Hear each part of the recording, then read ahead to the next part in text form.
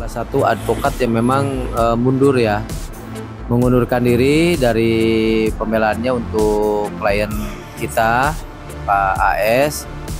Kalau menurut saya itu hal yang normatif ya, dan mungkin tidak ada kendala hal yang harus dipermasalahkan di publik ya, karena memang jumlah lawyernya pun sangat banyak. Saya pun belum tahu konfirmasi dari yang bersangkutan.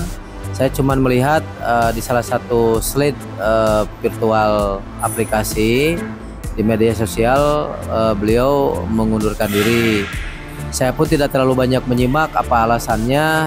Yang penting kita patut juga menghargai ketika mungkin ada aktivitas yang lain atau misalkan mungkin ada kendala-kendala secara pribadi, saya tidak bisa mengkritisi. Yang jelas siapapun orangnya yang telah membela Agus di sini perlu diapresiasi. Beliau adalah advokat yang menjalankan landasan konstitusional Undang-Undang Nomor 18 Tahun 2003 tentang advokat, dan mudah-mudahan dengan hengkangnya beliau dari tim tidak melanggar kode etik advokat, tetap menjaga nama baik, menjaga silaturahim, dan tetap mengedepankan nilai-nilai santun dan tidak menjadi rival. Karena yang paling tidak disukai itu menjadi rival. Saya sebetulnya melihat mungkin kurang lebih dari 25 detik ya statement Bang Zainuddin bahwa beliau adalah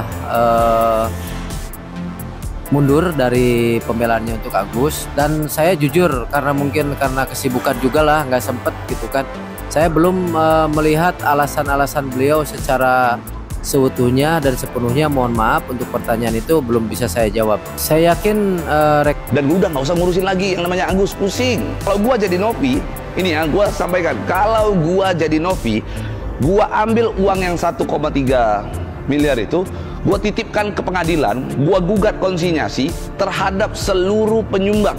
Nanti para penyumbang kalau mau ambil uangnya ambil ke pengadilan. Kalau gue jadi Novi, gue akan lakukan hal itu dan tidak usah urusin lagi yang namanya Agus. Itu sebenarnya poinnya. Jadi kalau gue jadi Novi, gue sarankan kepada Novi, uang yang katanya 1,3 miliar yang masih Novi simpan, daripada pusing, daripada benar-benar perkara tersebut jadi tidak ada juntrungannya, ambil uang tersebut 1,3 miliar tersebut, bawa ke pengadilan setempat gitu ya, lakukan gugatan konsinyasi. Gugatan konsinyasi itu apa? Gugatan di mana dikembalikan kepada para orang yang berhak terhadap uang tersebut. Nah sekarang tidak ada titik temu ini antara Novi dan si Agus. Kita tahu sumber uang tersebut berada pada penyumbang, para penyumbang dari masyarakat juga. Letakkan aja ke pengadilan, titipkan kepada pengadilan, lakukan gugatan konsinyasi. Tergugatnya adalah para penyumbang. Jadi uang tersebut dikembalikan melalui putusan atau penetapan pengadilan. Nanti para penyumbang silakan kalau mau ngambil uangnya kembali ke pengadilan dengan waktu tertentu. Kalau enggak, akhirnya bisa diambil oleh negara. Kan begitu aja sebenarnya. Malah semua jauh lebih fair dan udah nggak usah ngurusin lagi. Ya buat Agus ya, semoga ini menjadi pelajaran. Rubahlah sikap dan karakter kamu dan bahasa kamu ya. Mungkin itu juga pemicu bagi netizen untuk menghujat kamu. Kamu kan sadar gitu loh bahwa kamu menyadari kenapa terjadi penyiraman itu, kan kamu sendiri yang bilang itu mungkin karena bahasa dan ucapan saya. Nah sekarang juga ternyata Agus mengulanginya lagi gitu loh. Sebaiknya itu karakter dirubah ya, dan bila Agus ingin upaya damai ya silakan ya, saya masih membuka diri untuk membantu Agus ya, seperti itu. Pesan untuk Bang Farhad tuh? Ya buat Bang Farhad ya, beliau orang baik ya, saya yakin bisa menyelesaikan masalah ini ya, semoga cepat selesai seperti itu ya gitu. Satu lagi Bang, Kanopi. Ya buat Kanopi ya, kalau memang dirasa Kanopi memiliki bukti yang kuat dan merasa benar, kenapa harus takut? Lanjutkan. Menduga Agus itu sudah bisa melihat sejak saya ketemu dia. Kenapa begitu? Pada saat dia video call dengan para tabas itu pakai telepon saya. Jadi dia sempat memperhatikan, melihat dengan dekat para tabas. Di situ saya pastikan dia bisa melihat walaupun masih samar-samar ya kan, seperti itu gitu. Cuma memang tidak saya expose gitu kan. Dan perlu diperhatikan mata sebelah kanan itu jarang menggunakan perban gitu, sekali dibuka gitu, karena memang mungkin dia bisa melihat gitu ya. Kita alhamdulillah ya.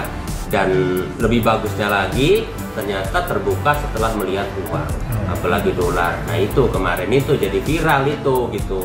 Ternyata uang itu cepat menyembuhkan orang sakit mata gitu. Ya itu gitu loh. Novi kenapa repot-repot harus ke Singapura nyari obat? Udah, gabrugin duit, kelar itu urusan. Iya, berarti menurut abang tuh mendingan kasih uang aja. Iya, ngapain harus ke dokter? Udah langsung bisa lihat kok. Bang, kapan abang bisa menilai kalau Agus ini sebenarnya bisa melihat atau sama-sama? Kan tadi ada bilang pertemuan pertama ya. Nah itu sekitar bulan berapa? Kalau tidak salah itu tanggal berapa ya? 19 atau berapa itu 19 Oktober atau kalau nggak salah itu ya pada saat saya ke sana itu ya video call dia mencoba memperhatikan handphone gitu loh. Saya berpikiran dia bisa melihat ini gitu loh karena sesekali kan dia coba berusaha menangkap. Ini Erdi Lau, John LBF, dan ini Jainuddin SH yang kemarin pengacaranya Agus yang mengundurkan diri. Prediksi saya dan pertanyaan saya, kenapa Jainuddin masih dengan Erdi Lau? Erdi Lau kemungkinan sudah tidak betah ada di barisan para pengacaranya Agus, apalagi yang kita ketahui kemarin Erdi Lau ditegur terang-terangan di depan wartawan oleh FA. Kemungkinan Erdi Lau ini juga udah kapok bantuin si Agus, dan roman-romannya Erdi Lau ini mau mengundurkan diri juga mengikuti jejaknya Jainuddin. Kalau dilihat mereka bertiga ini ya, kumpulkan dengan orang-orang yang positif, kalian bisa lihat ya auranya ikutan positif. John LBF mendukung si Tenovi. Jadi prediksi saya kemungkinan orang tiga ini akhirnya berbalik dan mendukung Novi. Kita para netizen, kita menunggu kejutan-kejutan berikutnya. Salam dari Kopail Cimot. Yang suka video saya silahkan follow dan tinggalkan komentar. Di acaranya Denny Sumargo, si Agus bilang dokter sudah menyatakan saraf-sarafnya lemah, gak perlu lagi operasi. Kalau elu Gus gak ngeluarin bukti seperti yang punya saya bayarnya cash ya, gak pakai BPJS karena mata ini karunia Allah yang bener-bener tak ternilai harganya. Jadi gak pakai BPJS. Dicek dokter, saraf mata gue udah hitam semua, tinggal cuma sedikit banget yang bisa tembus ngeliat. Itu pun udah kabur banget. Karena ternyata dicek mata gue yang kanan, yang kiri aman. Yang kanan sarafnya sudah infeksi berat. Saraf normal seperti ini saraf nih guys. Ini saraf mata. Ini infeksi udah dimakan bakteri dari gigi. Ini yang membuat kebutaan gue 3/4. Baru kemarin EMA tanggal 23 Agustus. Dokternya Rifna dari rumah sakitnya Eye Care Klinik Mata Nusantara. Ya, kalau lu nggak ada begini Gus, jangan bacot lu bilang saraf lu kenapa-napa. Buktinya mana saraf lu kenapa-napa? Nah, buktinya mana? Keluarin bukti kayak gini. Bukti semua, bukti keluarin. Lihat, gue dari dokter mata dapat rujukan dari dokter ke ini apa namanya dokter gigi gue untuk benerin dulu ini, matiin dulu saraf bakteri di gigi atas ini nih. Akhirnya ini sekarang mau nggak mau mesti dikeluarin, nanti mau dibikin yang baru. Nih foto panoramik, ada nggak lu scan semua yang menunjukkan mata lu nggak kenapa mata lu sarafnya mati katanya, udah lemah. Mana buktinya? Saraf mata lu lemah itu hanya bisa dibuktikan bukan dengan omon-omon ya Gus, tapi ada scan. Lu udah scan belum? Ya, gue tahu prosesnya karena gue ngalamin. Katanya saya mengambil hak Mas Agus. Siapa yang ngambil hak Mas Agus? Uang Mas Agus masih ada. Itu uang Mas Agus masih ada. Dan saya pastikan uangnya nggak berkurang seperak pun guys. Kok saya diserang gitu loh, saya nggak kenal sama orang-orang yang nyerang saya gitu, kok seolah-olah tahu saya, itu kenapa gitu loh, saya nggak nyangka tuh, kok ada manusia jahat gitu tuh, kok ada, ya saya nggak kenal guys, makanya tuh kemarin tuh bingung kok, tiba-tiba saya diserang sama kanan sama kiri, Saya itu cuma perempuan. Saya tuh punya punya rasa kemanusiaan untuk membantu orang lain gitu loh. Saya mendirikan yayasan ini, sekali lagi, seperak pun saya nggak ada donatur. Terus saya nggak ada dibantu satu liter beras pun, itu saya nggak ada dibantu sama dinas sosial. Ya, nggak ada dibantu, tapi saya diserang sama kanan, diserang sama kiri, sama pengacara-pengacara yang katanya hebat gitu nyerang saya. Perlu nggak saya bongkar? Dan patut saya duga Novi itu adalah penjahat pemain roda 4. Ini saya punya barang buktinya. Boleh dilihat ke sini. Ini ada berapa jumlah transfer atas nama Novi ya, yang memang dia patut diduga merugikan masyarakat meskipun sudah SP3, tapi dengan cara-cara melawan hukum. Gimana pendapat kalian guys dengan nih orang? Ada dendam pribadi apa dia? Semua perkataan dia sudah langsung dibuktikan oleh Tenovi. Narkoboy dan ini SP3 loh yang ditunjukkan bukti ini. Apa lagi bang? Gimana pendapat kalian guys? Ini orang mau ngapain? Hati-hati lo, mulutmu harimaumu akan kembali pada dirimu. Lihat ya, lihat, kita tunggu waktu. Makin panas, pengacara Agus Salim mundur. Saya tidak dihargai. Kasus dugaan penyelewengan donasi oleh Agus Salim semakin menarik untuk disimak. Apalagi tindakan Agus yang mempolisikan orang yang telah menolongnya, Pratiwi Novianti atau Tenovi, membuat publik geram. Namun, kabar terbaru hadir dari pihak Agus dan cukup mengejutkan. Pasalnya, salah seorang pengacara Agus bernama Junaidi memilih mundur. Junaidi memutuskan mundur per hari Kamis 31 bulan 10 2024 lalu. Saya mundur sebagai kuasa hukum Agus Salim karena beberapa hal. Pertama, karena adanya konflik antara saya dengan Agus. Dan juga ada perbedaan penanganan cara menangani kasus Agus ini dengan tim sendiri. Bang Farhat, kata Junaidi mengutip dari video YouTube.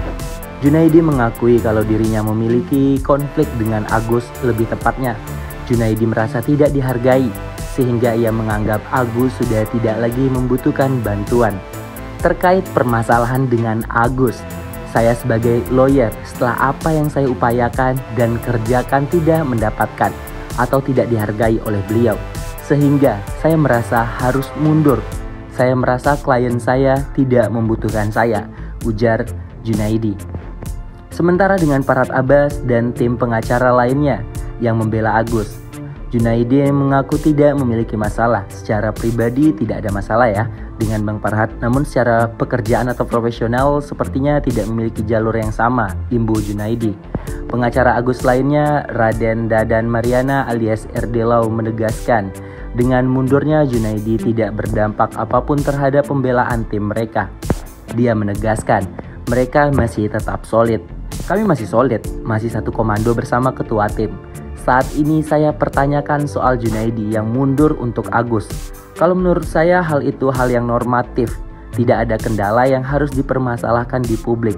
Karena jumlah lawyernya juga sangat banyak, ujar RD Lau. RD Lau sendiri mengaku belum mengetahui alasan Junaidi mundur sebagai pengacara Agus langsung dari yang bersangkutan. Namun, RD Lau mengerti dan menghormati keputusan sejawatnya itu. Saya belum mendapatkan konfirmasi, tapi dapat di media sosial beliau mengundurkan diri. Saya tidak terlalu menyimak alasannya. Kami patut menghargai. Mungkin ada aktivitas yang lain. Atau misalkan adalah kendala-kendala secara pribadi, imbu RD Lau. Yang jelas, siapapun yang membela Agus perlu diapresiasi. Beliau adalah advokat yang telah menjalankan landasan konstitusional. Mudah-mudahan dengan hengkangnya beliau tidak melanggar kode etik. Tetap jaga nama baik, silaturahmi, dan tidak menjadi viral. Karena yang paling tidak disukai jadi viral. Itu ungkapnya. Bagaimana menurut Anda?